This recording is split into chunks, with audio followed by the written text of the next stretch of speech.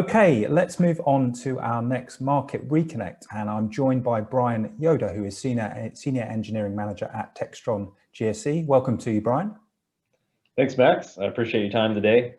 Thank you for joining us. We're going to be hearing about Textron GSE's new TUG ALPHA 1 and some of the opportunities it can afford the delegates here in the Americas to respond to the situation they find themselves in with the pandemic. So I'm going to hand over to you to tell us a little bit more about the TUG ALPHA 1. Thank you. Yeah, so like you said, I'm going to talk about the TUG ALPHA 1, which is the newest product from Textron GSE. I'm going to talk through four kind of key areas of the Alpha 1, the design of the vehicle, performance capabilities, safety features, and then available extra options or features on the vehicle. So the first thing you'll notice when you look at the Alpha 1 is probably going to be that the driver's seat is in the center position. There's a couple reasons behind that. So that allows the operator to look straight down at the hitch, over or under the steering column. So as they're pulling up to a tow bar, they can readily see the tow bar that they're connecting to, as well as the operator outside of the vehicle that's connecting the tow bar to the hitch. That also allows them, as they're pushing back an aircraft, to look straight down the tow bar and kind of follow it along with the nose gear on the aircraft, versus having to look to the left or the right. We spent a lot of time focusing on the visibility out of the vehicle. So you'll notice the A pillars and B pillars on the cab are as minimal as possible. That combined with the camera system that I'll talk about later and the large tow mirrors enable really good visibility out of the Alpha 1 compared to legacy product.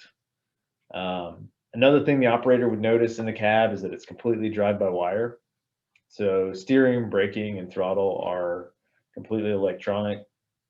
That not only gives us better control over the vehicle from a safety standpoint, but it also makes the cab a little softer for the operator. So there's no hydraulic noise or vibration or mess within the cab that they would have to deal with. Just makes it a little more refined experience. Three-person seating is standard. Driver's seat has a suspension seat with presence detection, and that just basically allows the vehicle to implement some safety features if the operator is out of the seat. So we can automatically apply the park brake and the service brakes. Regarding performance, the Alpha 1 is designed to handle aircraft up to a 737 MAX or an A321neo. One of the really unique features about the Alpha 1 is that it has a common drivetrain, but three optional powertrains that deliver power to that drivetrain. So what that means is you can buy a gas or diesel engine today if you're not ready to go electric, and then in a couple of years when you are ready and you have the infrastructure in place, you basically pull the engine and the cooling package out of the vehicle and you install the permanent magnet motor, the lithium battery, and the high voltage box into the place where the engine and cooling package were. So that's really neat because the hydraulic system, the electrical system, the chassis, transmission even, they're all the same between those different powertrain models. And that allows you to have that flexibility in what you want to use to power the vehicle throughout the life of the vehicle, and maybe even extends the vehicle's life a little bit. We do have a gasoline engine offering and Tier 3, Tier 4 final, and Stage 5 diesel options for use throughout the world. Another key aspect of the design was around both operator and maintainer safety. So all of the maintenance points on the Alpha 1 are accessible from the ground. You can change the oil, the filters, the hydraulic fluid and filters, the transmission fluid and filters. All of that can be done from the ground without actually climbing into the engine compartment. So really you only have to access the inside of the engine compartment for inspections or for kind of more heavy maintenance repair tasks. We also have snap to connect hydraulic connections, and what those allow you to do is basically push connect all of the hydraulics on the vehicle. So you're not reliant upon an operator or a maintainer to torque a JSE or O-ring boss fitting to a certain torque value. You can either over or under torque those fittings pretty readily, and then the result is obviously a leak. So the intent here is better quality both out of the factory and out of the maintenance shop when you have to service the vehicle. A lot of focus on getting into and out of the vehicle, so large, easy to access and easy to hold footholds, handrails, and flat landing platforms for getting into and out of the vehicle. Remote diagnostics, so if you have a fault with the vehicle, we can actually access the vehicle controller via Bluetooth, upload software that same way as well, or do diagnostics, see the faults that the vehicle has. 3-position e-stops are standard, front hitch, rear hitch, and at the driver's station in the cab. And then another feature that we've got is we're trying to use as many components across the whole TUG ALPHA line. So the operator interface should be very similar across the entire lineup. Common controllers, hydraulic components, electrical components, even down to like electrical harness connector numbers, so that troubleshooting and operating the vehicles is as similar as possible across the lineup. I'm going to talk through a couple extra features on the vehicle. So the rear multi-view camera is standard. And what that is, it's basically a camera on the top of the cab that looks down over the vehicle, combined with another camera that's mounted in the rear bumper that actually looks down at the hitch.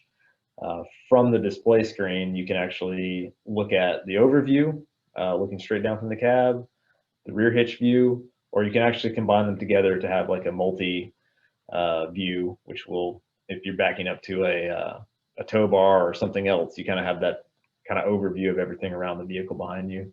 And the intent there, again, is to make it as safe as possible while you're backing up. So large mirrors, good visibility, cameras, there's multiple avenues to see what's behind you. We offer optional maintenance checks. So those allow you to lift the entire vehicle up off the ground. You can do inspections, any maintenance you have to do under the vehicle. You can change a tire, obviously, with these maintenance jacks, and they allow you to do that work without having to drive the vehicle to a physical shop. So kind of a handy feature. An accessory bar is standard when you don't have a cab, so that allows you to mount telematic system, work lights, beacons. The camera mounts on that bar. So kind of a neat feature that we have when you don't have a cab. Of course, a cab is optional, so you can get a fully enclosed cab with heating and air conditioning, or no cab, available in both configurations. We've got these fender storage bays right in front of the front axle.